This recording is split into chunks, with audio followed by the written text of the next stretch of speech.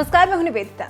5 अगस्त 2019 को केंद्र की नरेंद्र मोदी सरकार ने जम्मू कश्मीर को आर्टिकल 370 की बेड़ियों से मुक्त किया था और उसके बाद से ही ये बहस तेज थी कि इसका असर कश्मीर वासियों पर क्या पड़ा है।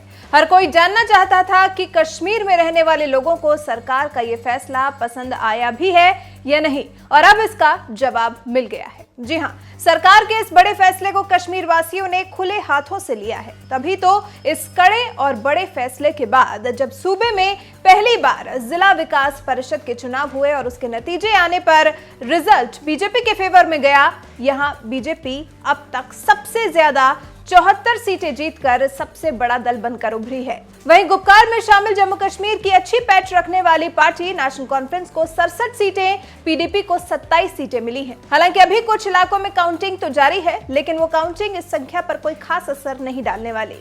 बीजेपी के लिए एक और बड़ी बात इन चुनावों में जो निकलकर सामने आई है वो ये कि पहला मौका है जब कश्मीर में बीजेपी ने 3 सीटें निकालने में सफलता हासिल की है, जिसमें बांदीपोरा की तुलेल सीट है। पुलवामा जिले की काकपोरा 2 सीट पर भी बीजेपी को जीत हासिल हुई है।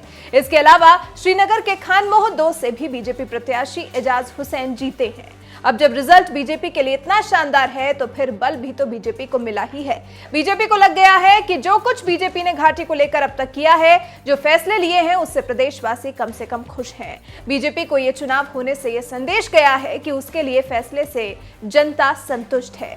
डीडीसी का ये चुनाव बीजेपी के लिए और ज्यादा उत्साहित करने वाला इसलिए भी है क्योंकि इन चुनावों में एक तरफ बीजेपी अकेली थी और दूसरी तरफ था गुपकार गठबंधन, जिसमें 2 या 3 नहीं बल्कि पूरे 7 दल शामिल थे। नेशनल कॉन्फ्रेंस और पीडीपी जैसी पार्टियां भी, जिनकी घाटी में अच्छी खासी पैठ है। वैसे तो चुनाव में सबसे ज्यादा सीटें गुपकार गठबंधन को मिलती दिख रही हैं, लेकिन पार्टी के लिहाज से देखें तो सबको पीछे छोड़ते हुए बीजेपी सबसे बड़ी पार्टी बनकर उभरी है।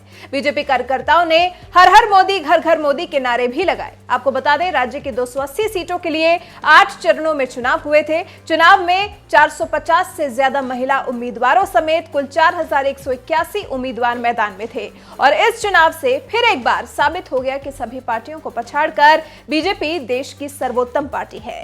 फिलहाल बीजेपी की इस जीत पर, बीजेपी के सबसे बड़ी पार्टी बनकर जम्मू कश्मीर में उभरने पर आप क्या कहना चाहेंगे? कमेंट कर हमें अपनी राय जरूर बताएं।